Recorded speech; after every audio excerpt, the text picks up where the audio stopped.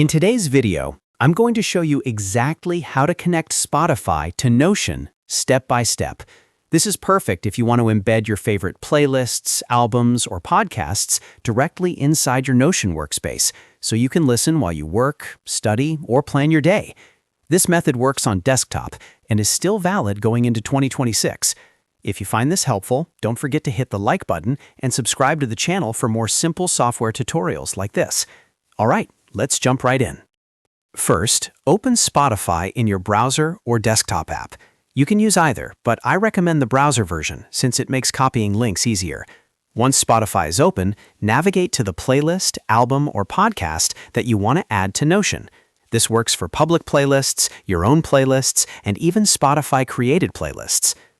Next, once you're on the playlist page, look for the Share option. On desktop, you'll usually see 3 dots near the playlist title.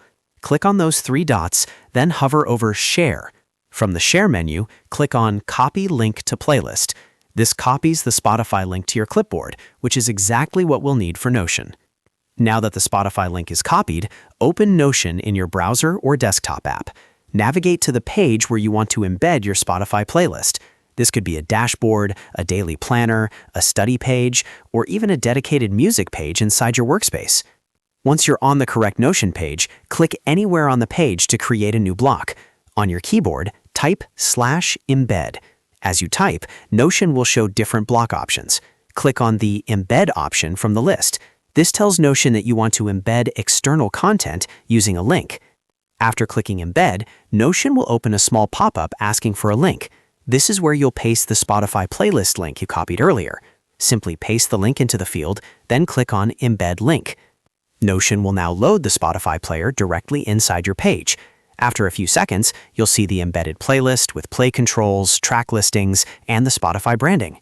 You can resize the embed by dragging its corners or move it anywhere on the page just like any other Notion block.